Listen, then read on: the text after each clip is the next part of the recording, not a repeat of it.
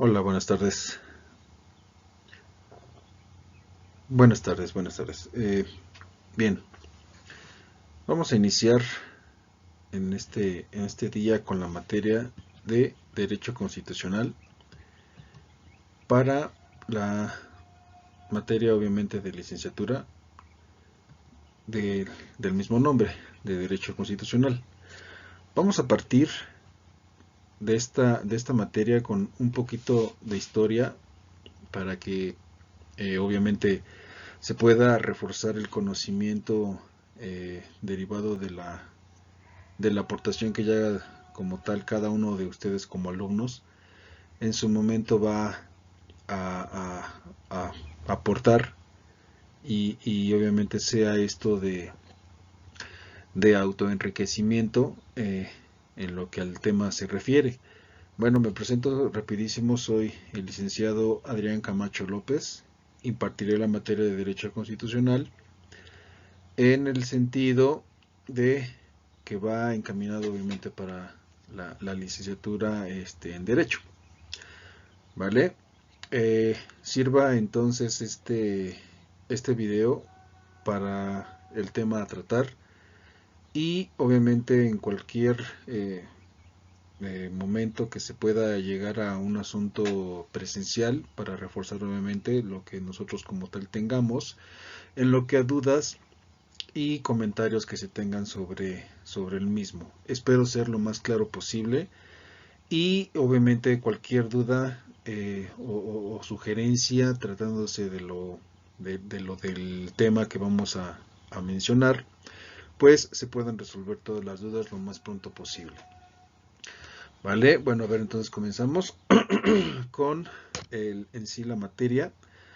Espero que se pueda ver de fondo bien el tema de lo que estamos nosotros hablando, en lo que, bueno, trato de hacerlo un poquito lo más alusivo posible y obviamente pues refiriéndonos al tema en sí.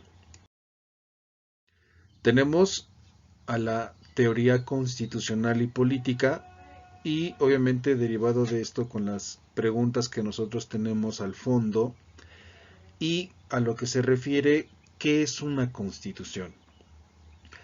¿Qué se deriva también de como tal la palabra soberanía?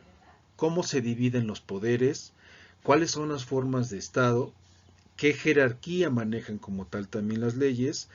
El tema de la supremacía constitucional, elementos y función que se tiene como tal en el derecho constitucional moderno. Bueno, a una manera de introducción en el tema de la teoría de la constitución y la política, podemos referirnos que se desprende sobre todo de una cuestión meramente romana, haciendo un poquito alusión a lo que es la historia en ese sentido, porque nuestro derecho no es 100% puro. Sabemos de antemano que el derecho, al menos mexicano, es una constitución de varios derechos, ¿sale? Entonces, ¿a qué nos referimos con esto? Para poder llegar a un punto esencial de lo que hoy en día rige a nuestra constitución y de lo que nos da como tal identidad a este país por medio de una carta magna, porque también así se le conoce como carta magna o carta suprema, debemos de saber el origen de esta, ¿vale? No, no es nada más que se haya creado de un tiempo para acá, eh, sino que trae como tal una historia, ¿vale? Y en ese sentido, pues la historia que como tal nuestra constitución maneja, pues es una constitución de más de 100 años, es decir, bueno, tiene 106 años. Acaba de cumplir, de hecho, 106 años esta constitución. Y en ese sentido, esta constitución, desde 1917 hasta la fecha, y todavía a lo mejor más años adelante, seguirá siendo nuestra Constitución una carta representativa de todos y cada uno de los ciudadanos que en este país habitamos. Y en ese orden de ideas, pues también nosotros tenemos que es una carta que nos representa inclusive de manera tanto nacional como internacional.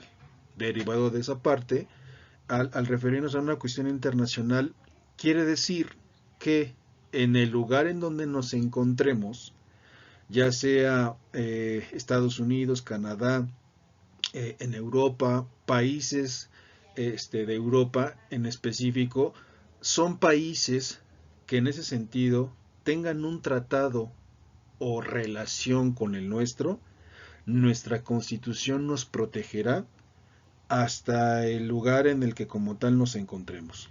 Siempre y cuando, repito, sea el hecho de que nuestro país haya celebrado tratados internacionales con estos otros países. ¿Vale?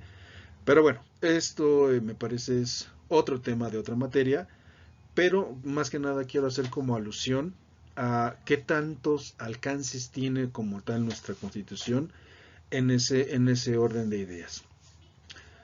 Ok, bueno, entonces pasemos un poquito ya en materia, eh, al tema que nos estamos nosotros ya refiriendo, y en ese orden también comentaba que el derecho constitucional, repito, no es un derecho puro, es un derecho completa y totalmente derivado o creado de otros derechos y que del cual obviamente partimos esencialmente de un derecho romano.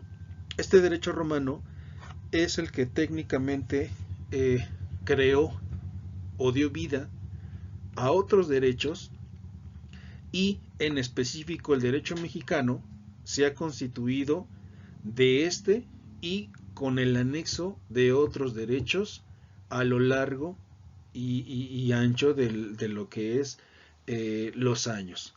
Entonces, en específico, nuestro derecho, por ejemplo, mexicano, data desde tiempos inmemoriales, un derecho romano, con el paso del tiempo se ha ido modificando esta parte y en la cuestión, por ejemplo, de decir que nuestro derecho mexicano también en específico formó parte de un derecho prehispánico.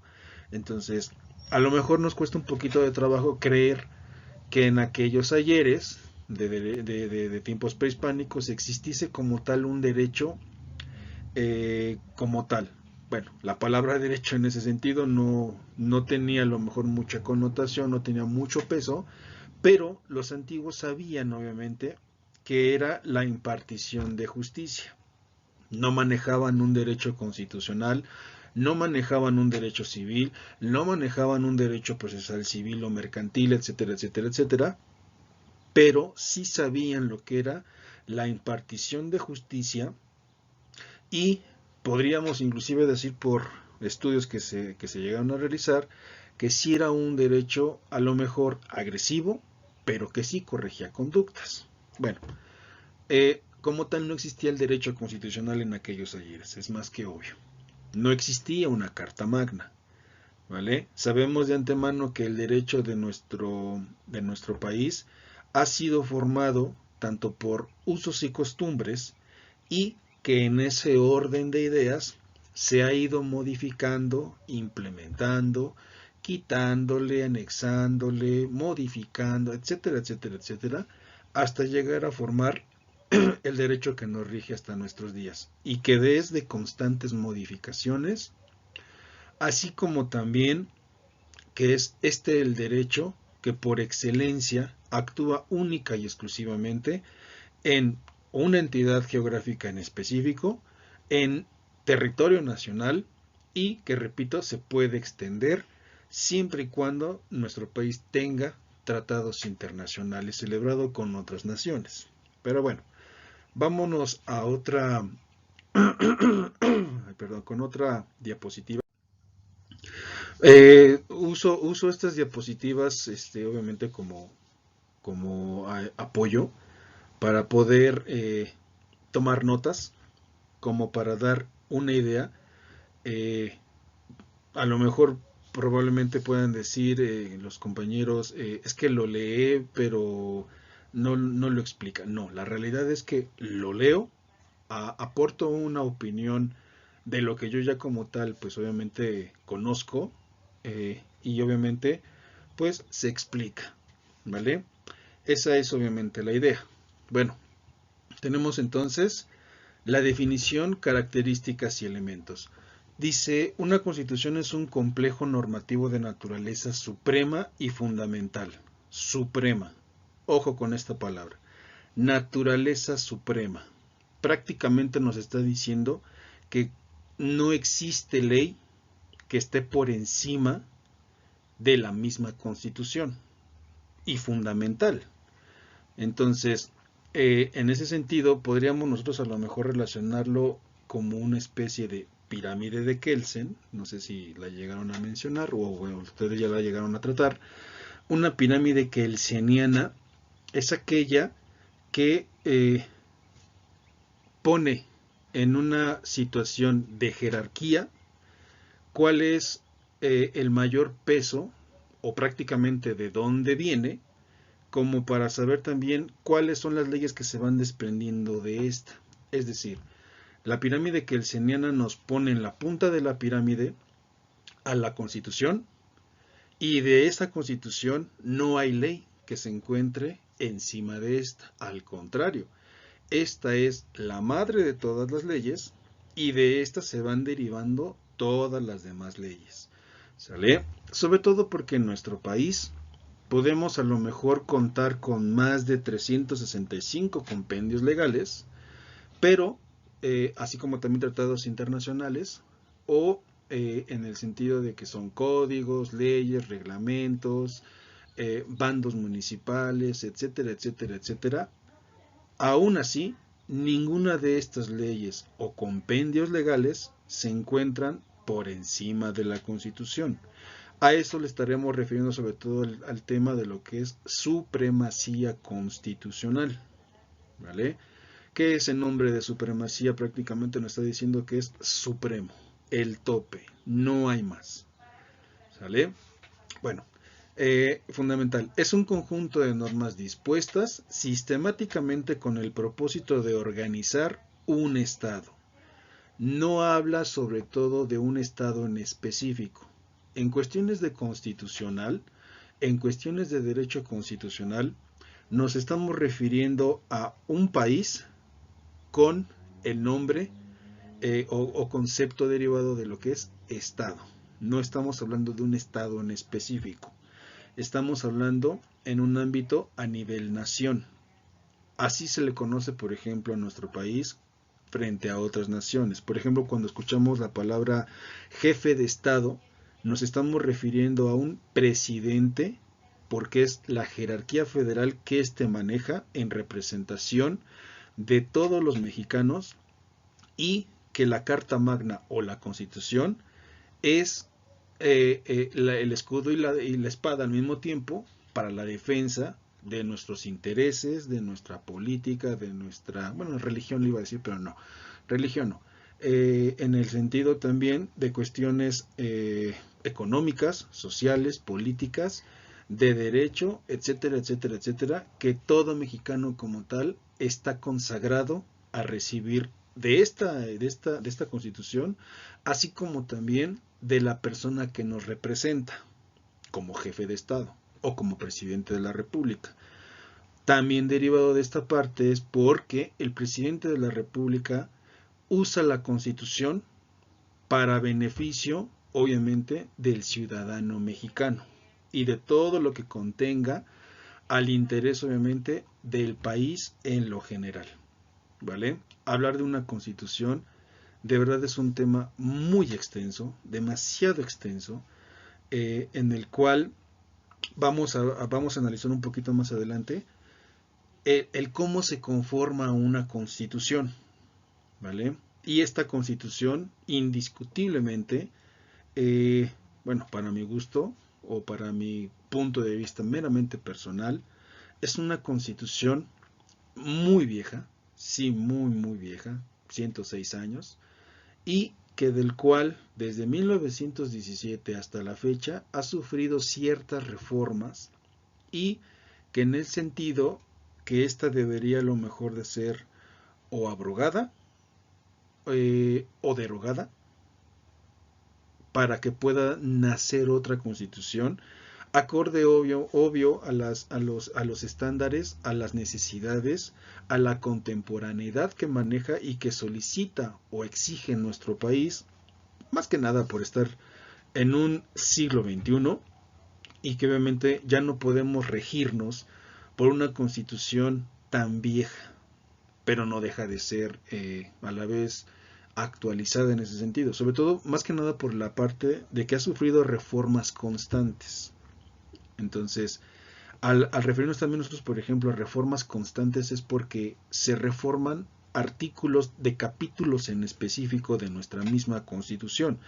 Y como conocedores del derecho, debemos de saber cómo se conforman estas regulaciones, estas derogaciones, estas abrogaciones, estas modificaciones que sufre como tal nuestra Constitución. Y sobre todo, quiénes son los funcionarios públicos que se dedican a esto, a estas modificaciones que nuestra Constitución como tal sufre a cada momento, para bien o para mal. Ahora, ellas, bueno, continuando con la lectura, ellas regulan el uso del poder, garantizan el respeto a las libertades y permiten el ejercicio de derechos. Son de jerarquía superior, permanentes, escritas, generales y reformables. Todo lo que contenga la Constitución en este sentido hace perfecta alusión a lo que estamos como tal leyendo en este momento. Repito, regulan el uso del poder, garantizan el respeto a las libertades y permiten el ejercicio de los derechos. Son de jerarquía superior, permanentes, escritas, generales y reformables. A eso es a lo que se refiere. Si está escrito, técnicamente es lo que vale. Si está escrito, es lo que obviamente se defiende. Y el derecho constitucional es lo que prácticamente está haciendo en ese sentido. Aunado también a esto, puedo decir que nuestra Constitución faculta inclusive también derechos que muchas veces los ciudadanos pues dejamos pasar por alto por desconocimiento a este tema, a todo lo que conlleva en sí. Muchas veces nos podemos sustentar como mexicanos, como ciudadanos mexicanos, y no tenemos ni idea de cómo se conforma esta Constitución. En ese sentido, a lo mejor sabemos que es artículos, pero no sabemos bien a bien cuáles son esos artículos y en específico de qué es lo que están hablando. Por ejemplo, esta Constitución está conformada por 136 artículos, ¿vale? De los cuales 17 o 15 son artículos transitorios. Dos partes está dividida como tal la Constitución, en una parte dogmática y en una parte orgánica.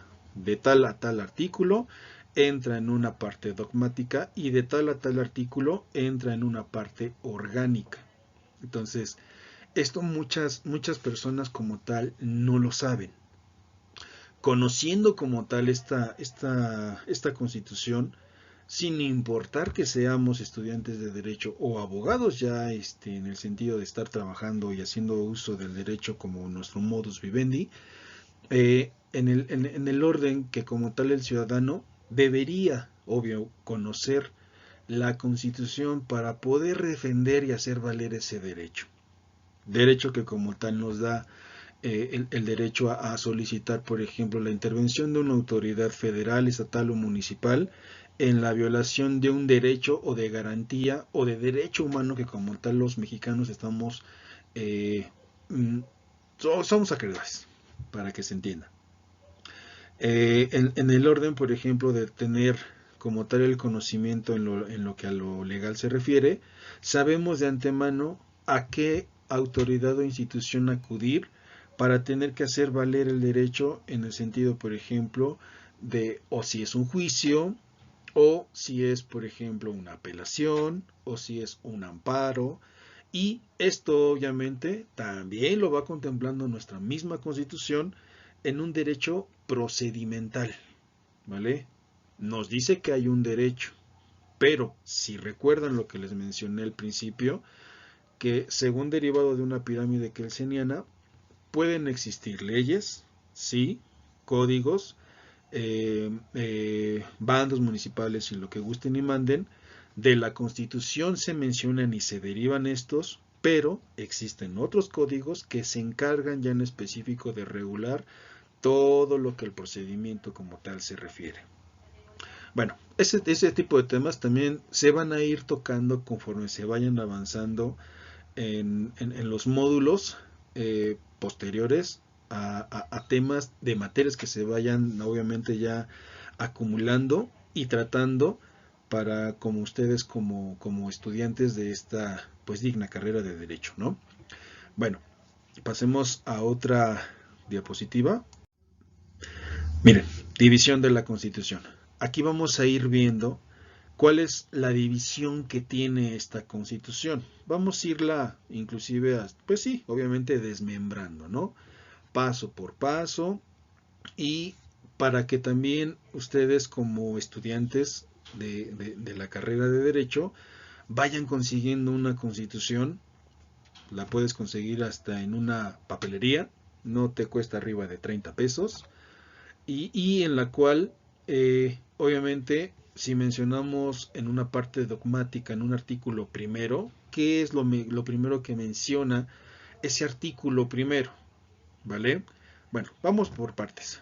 Dice división de la Constitución. Dogmática.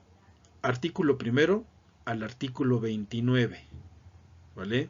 ¿Qué es lo que técnicamente se le conocen como los derechos constitucionales, los derechos humanos? Y este concepto anteriormente estaba modificado, tenía otra tesitura que de hecho se llamaban garantías individuales. ¿Vale? Así estaban consagrados con ese concepto de garantías individuales. Se modifica esta parte. Hoy en día se le conoce más como derechos humanos o derechos constitucionales. ¿Vale? Y estos son los artículos que corren del artículo primero al artículo 29.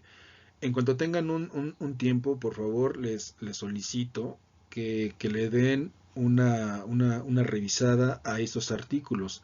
Del artículo, repito, que corre del primero al artículo 29. ¿Vale? No quiere decir con esto que nada más sean estos dos artículos, 1 y 29. No, corren del artículo 1, 2, 3, 4, 5 hasta el artículo 29 de la Constitución. Ahí se van a poder dar cuenta, sobre todo, cómo es el derecho que tenemos nosotros como ciudadanos. Bueno, miren, les puedo adelantar como ejemplos básicos y elementales. El artículo primero de la Constitución, pues obviamente versa sobre lo que es los derechos que como mexicanos tenemos al simple hecho de haber nacido en este país, ¿vale? Conformados como tal en la Constitución. El artículo segundo que habla sobre el derecho de los pueblos étnicos y las etnias, bueno. El artículo tercero que habla sobre la educación, el artículo cuarto y así sucesivamente hasta encontrarse con el artículo 29. Bueno, una observación también en ese sentido. Muchas veces llegamos a confundir o nos llegan a confundir con que los abogados debemos de conocer las leyes de pe a pa, ¿vale? Bueno, siendo muy honesto, no conozco abogado, por ejemplo, ahorita, que te diga los artículos tal cual, del 1 al 29, por ejemplo, que te los diga todos de cabeza. La realidad es que sí los llegamos a tratar, los llegamos a conocer, pero no los dominamos a la perfección. Puedo decirte qué tipo de artículo es de lo que se está versando y el significado de esto o la interpretación que se le da a un artículo ya en específico, ¿vale? Y tenemos el del 129 y el 130 que siguen formando parte de la cuestión dogmática, perdón, ¿vale? Tenemos en otra cuestión el punto de vista orgánico, dice que es relativo a la estructura, funcionamiento y las facultades de los poderes centrales y locales, y estos corren del artículo 49 al 122. ¿Estamos? Bueno, ya será cosa obviamente de leer cada uno de estos artículos para darnos una idea en lo que en específico se refiere en cada uno de estos. Bueno, a ver, una cuestión un poquito más rápida y entendible. El artículo primero, el artículo 29, en una parte dogmática, en resumen, está hablando de las garantías o derechos humanos que tenemos los mexicanos por el simple hecho de habitar en este país.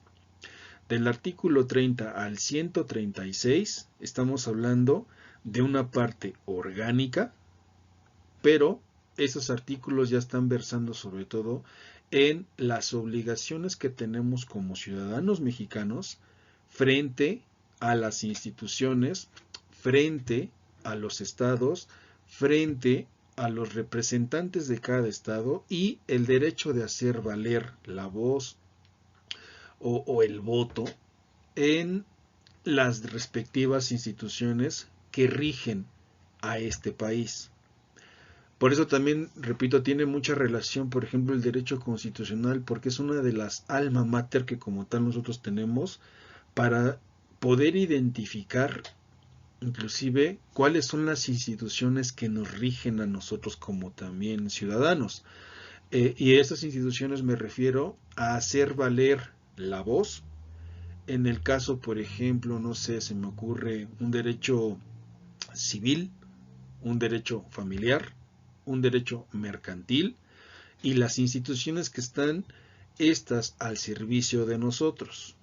Recordemos nosotros también que para hacer valer ese derecho necesitamos acudir a la institución para que ésta escuche mediante un escrito, una demanda o una denuncia, según sea el caso, y la materia en específico a lo que nos estamos refiriendo, para poder hacer valer la intervención de un servidor público y que se haga respetar o valer el derecho que como tal está consagrado primero que nada en la Constitución. ¿Vale? Bueno, también esto será tema de otras materias ya más en específico, en cuestión, por ejemplo, de un procedimiento, por llamarlo de alguna manera. Bueno, es que de hecho así se llama, procedimiento. Estamos en el entendido de que sea, me salgo un poquito del tema, eh, ya sea derecho civil y el procedimiento de ese derecho civil, ¿vale? Un derecho familiar y el procedimiento para hacer valer un punto legal a ese derecho familiar. Un derecho mercantil, un derecho procedimental mercantil y así sucesivamente. Hasta inclusive meternos en una materia penal, ¿vale? Nada más que recordemos que en la materia penal pues es diferente a las demás materias, sobre todo hasta cuando se inicia un procedimiento en ese punto, ¿vale? Programática dice, define la naturaleza y características del Estado mexicano del artículo 39 al artículo 41. Nos menciona también, por ejemplo, los derechos sociales, que corren del artículo 27 y el 123. Prevenciones generales, que es del 124 al 136. Y la normatividad transitoria, que esta normatividad transitoria a lo que se refiere es, si ojean su constitución y se van hasta la parte final, hay un apartado ya último que dice artículos transitorios. Bueno, esos artículos transitorios son los que en algún tiempo estuvieron vigentes y que por alguna razón o motivo o circunstancia legal de algún servidor público o de varios servidores públicos, pues se dejan sin efectos esos artículos. Pero pueden volver otra vez a posicionarse si así como tal autoridad le conviene o lo considera prudente y altamente necesario. ¿Vale? Sería importante que le dieran una leída, repito, a estos artículos y si se quieren chutar todos los artículos de la Constitución, la realidad es que son muy digeribles. Se escucharía muy tedioso probablemente, pero la realidad es que si leemos los artículos de la Constitución nos podríamos dar cuenta de todos los derechos que como mexicanos o como ciudadanos mexicanos tenemos para hacer valer esto frente al Estado, frente al ayuntamiento, frente al lugar donde nosotros estemos como tal viviendo y a las instituciones que se encargan de esta parte. Bueno, tenemos el otro tema, supremacía constitucional, dice, toda constitución por el simple hecho de serlo goza de supremacía.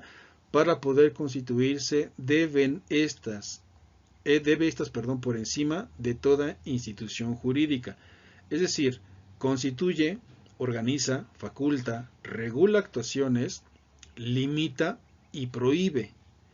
Es un principio de supremacía y se establece en el artículo 33, revísenlo por favor cuando tengan un tiempecito, y se reiteran esta supremacía constitucional en el artículo 40 y el 41.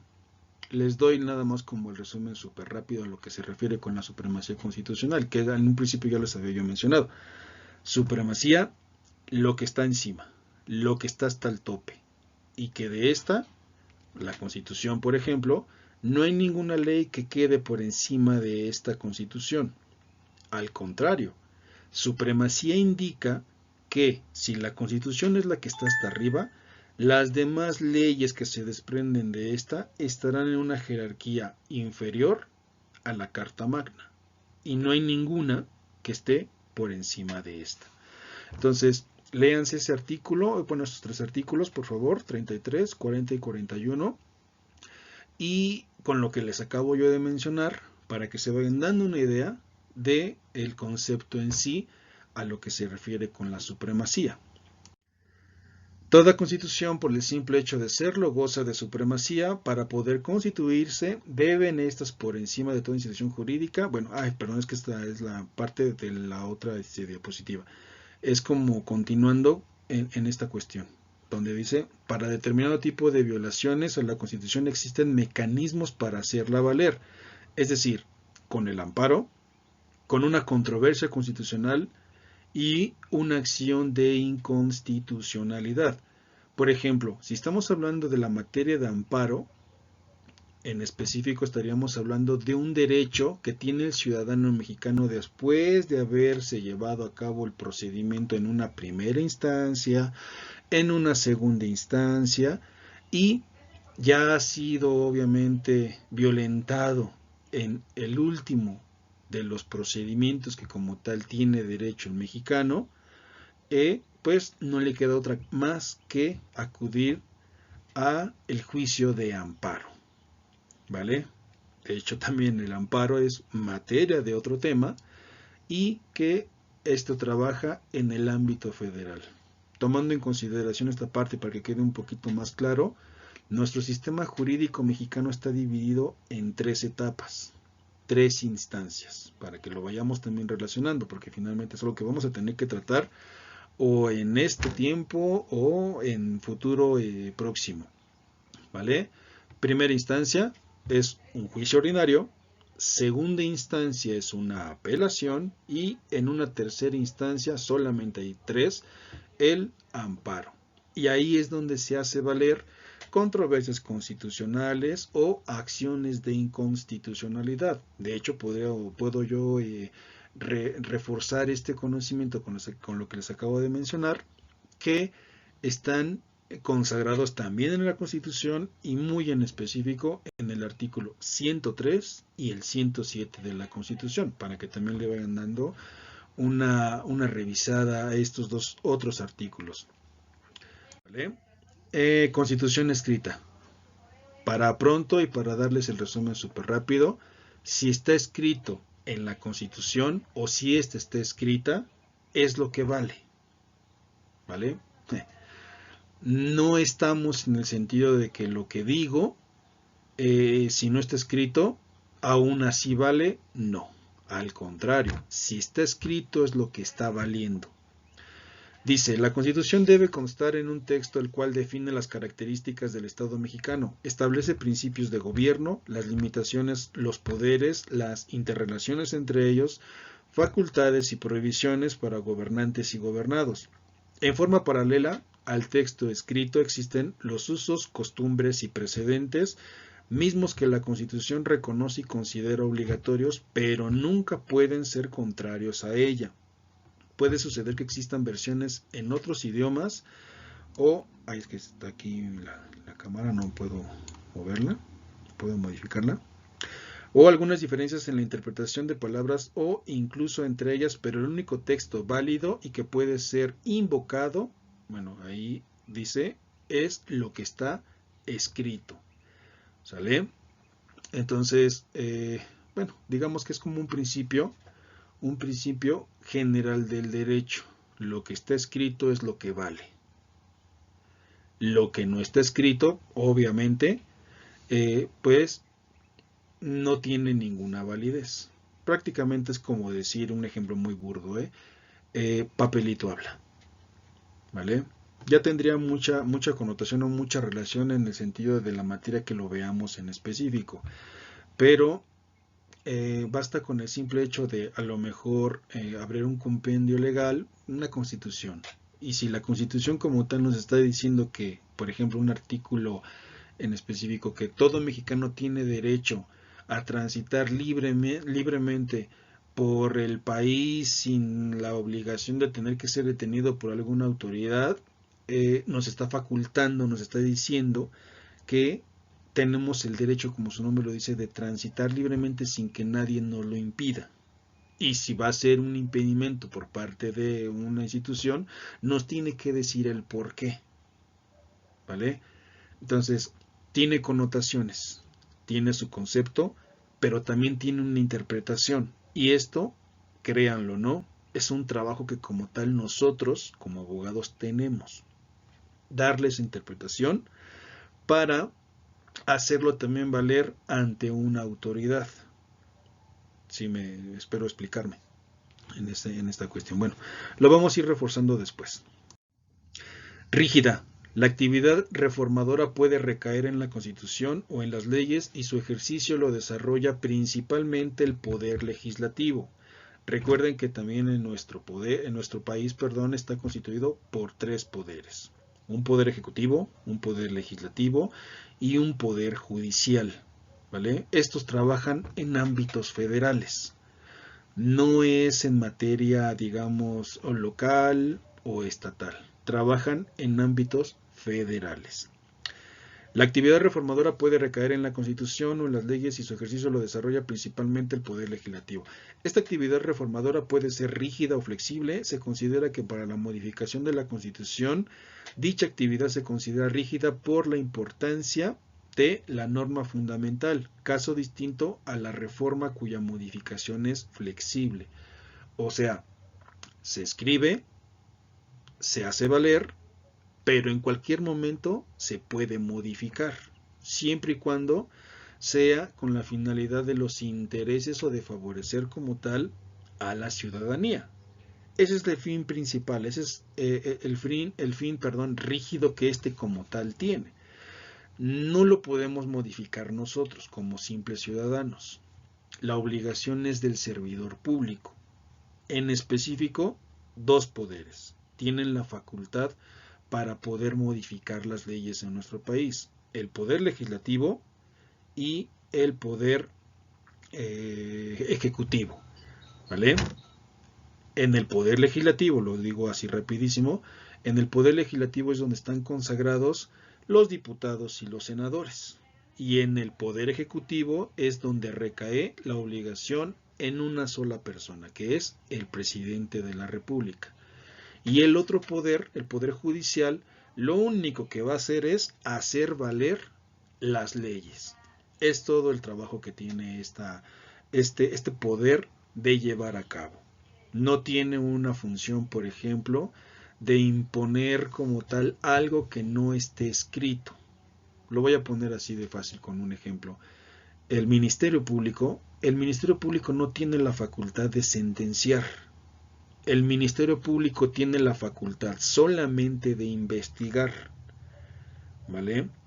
Se investiga dentro de la institución, se tiene un término para poder llevar a cabo la investigación, se robustece esa carpeta de investigación, y ya cuando se está obviamente encuadrado en el sentido de lo que legalmente procede, se pasa a una autoridad para que ésta todavía aún así determine si es viable el tener que llevar a cabo a juicio a la persona que se está denunciando.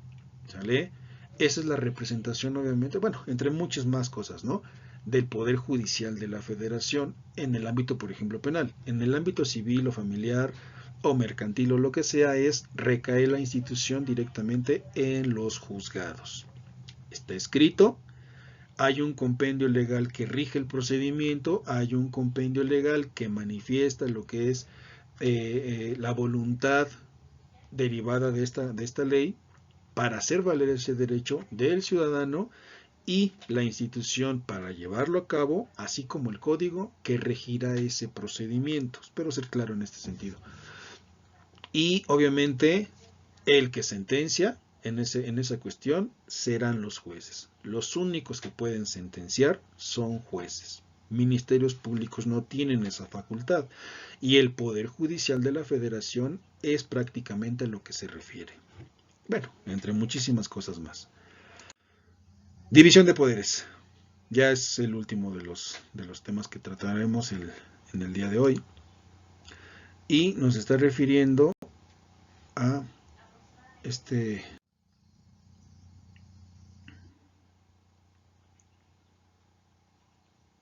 Ay, no sé en qué momento fue que se quedó, en qué minuto fue.